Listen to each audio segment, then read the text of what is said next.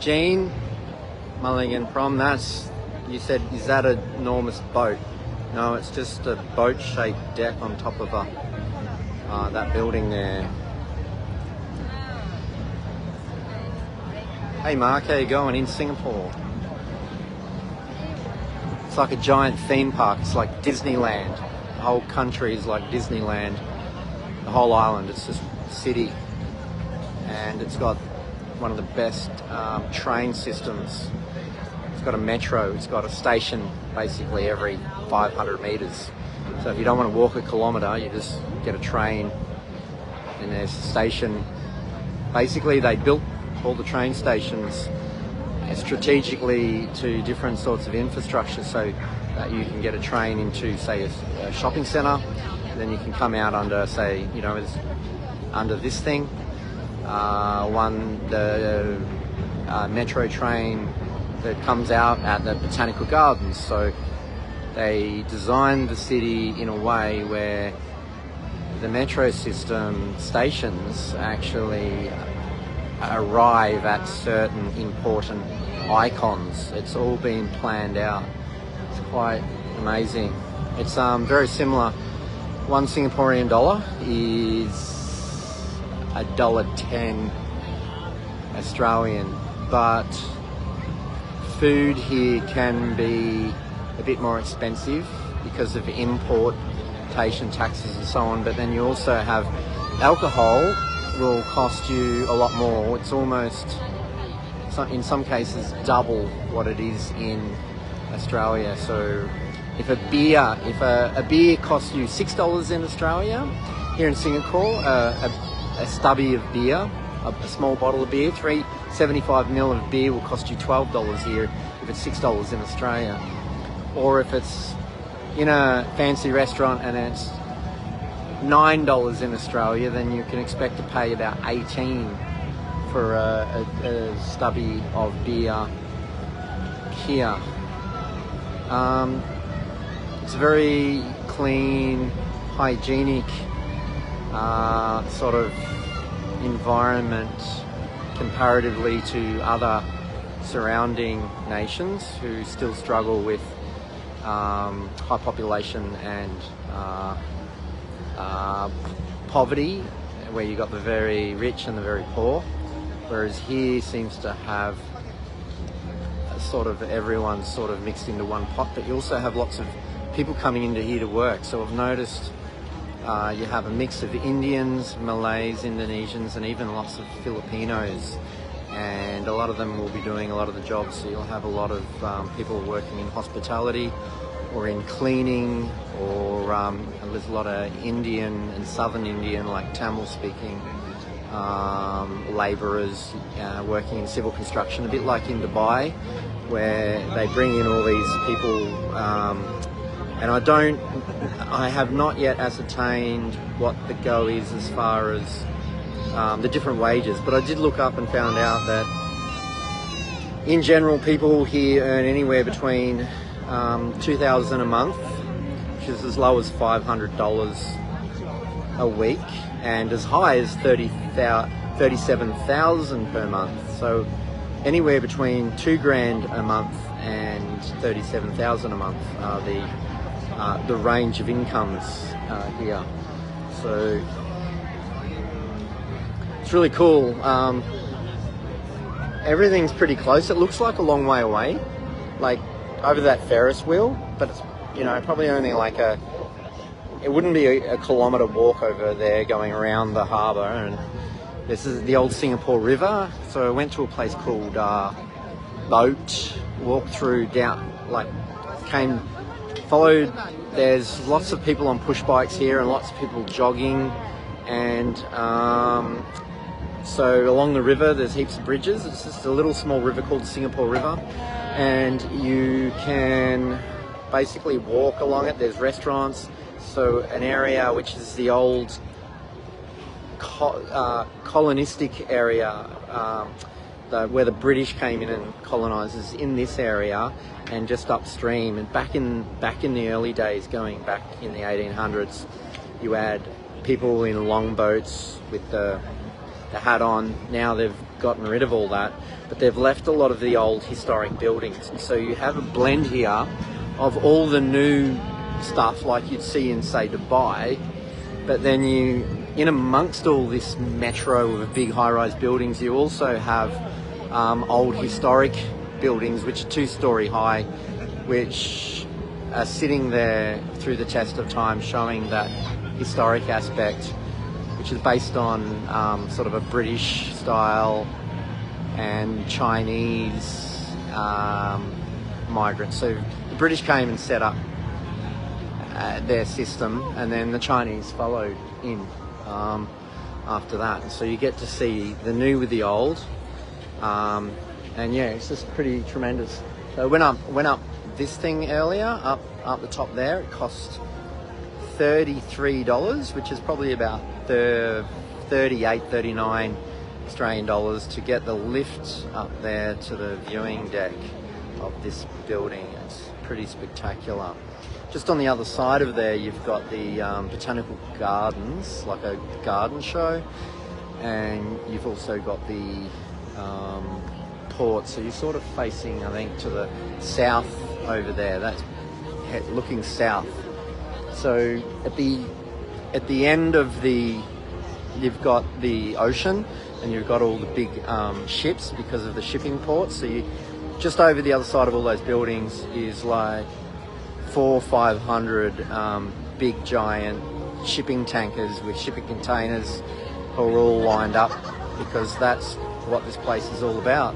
And it's the government here has a lot of money, and because it's 1 hour drive in each direction to the end of the country, and it's I don't know what the population is, but it doesn't seem to be as overpopulated. It doesn't seem as, say, populated as Thailand or other places I've been in.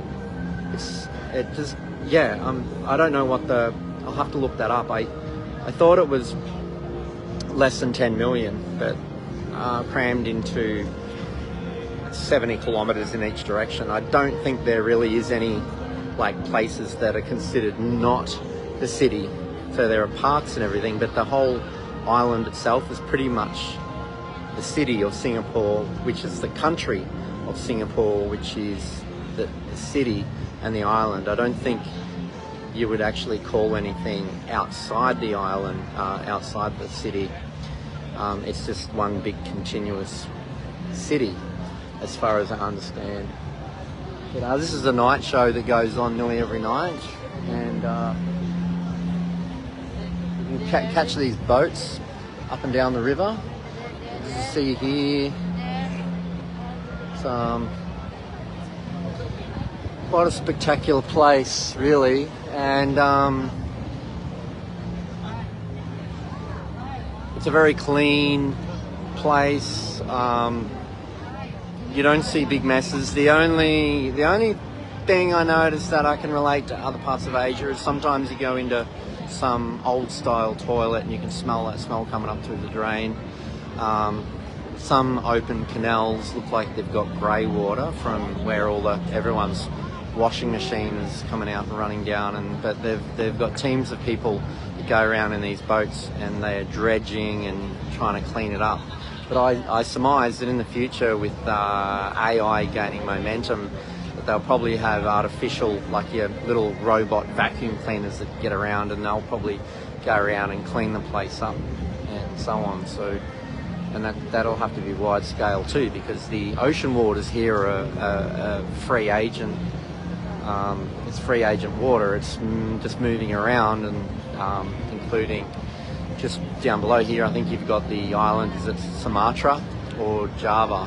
I think it's Sumatra is the next island to the south. So just over there is a little tiny island just off Singapore that's still a part of Singapore, called Sentel Island or something, and there's a little tram skyway that takes you over there, and they've got a few artificial beaches. They're artificial beaches. They've been made and constructed, but there you'll find the most southerly point of the Eurasian continent that comes down from China and Russia and then comes down through, say, Thailand, Vietnam, Thailand, then Malaysia, and then there's this, and down here to Singapore, and then you've got the point, and then you cross the water and you're on another a separated continent, which is Sumatra and Java, and make your way down to Papua New Guinea and then Australia.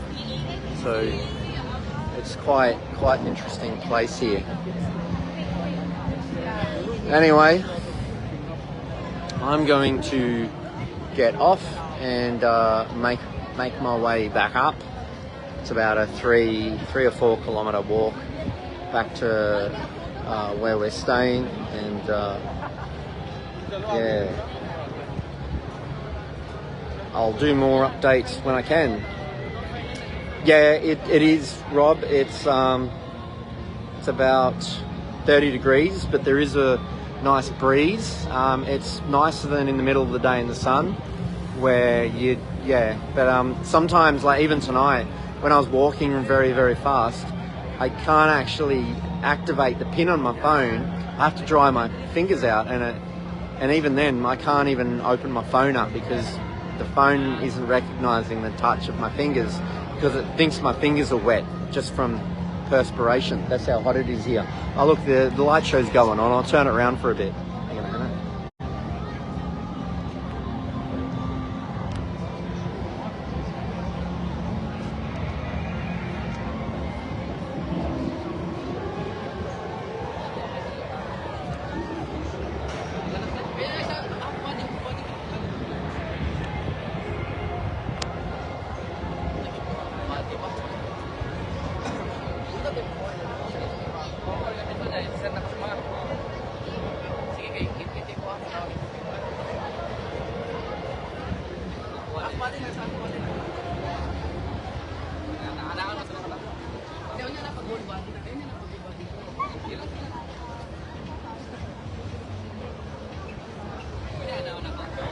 And just down here, I'm just going to go for a quick walk.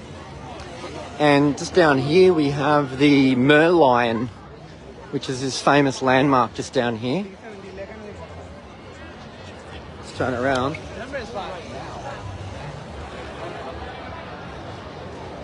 I'll just show you the Merlion briefly. I noticed over here too, there's all these amazing smells. You go in a big shopping centre and you smell lemongrass, and then you smell it's like all these different smells of flowers and stuff, and then you smell barbecue, you know, they're like a real barbecue going on and stuff like that. But I had a very strange experience, so I didn't really know what I didn't really know that I was coming here. And about 3 weeks ago, out of the corner of my eye, I kept seeing this shadow. I did post an image of a Greek or Roman statue, saying that I kept seeing this statue-like figure, like maybe with angels' wings, but it was like a Roman statue-type figure. Anyway, the place we're staying, there's the very thing I was seeing out of the corner of my eye, that I thought it was a deceased person trying to communicate with me. And there in the fountain in the middle of near this place is the very thing that I saw, and it was in the corner of my eye. I'd like be looking around going, did I just see a shadow of someone who's watching me, like a spirit guide or a deceased person? I saw that like 3 or 4 weeks ago, and then I get here and there it was. It's just a non-animated statue, and I'm like, what's that all about? Anyway, so here's the Merlion.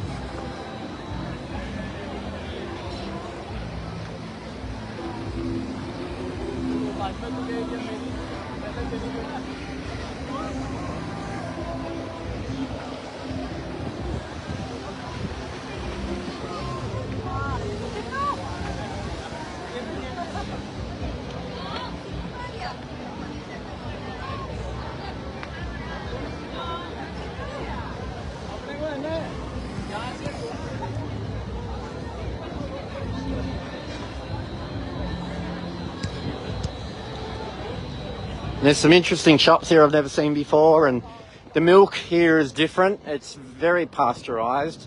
It's just different, and some different foods. And they even have signs, like there's places that say they call their business Muslim food and stuff like that. So you have a good mix of Indians, Malaysians, Indonesians, Cantonese and mainland Chinese, and lots of Filipinos, many Filipinos.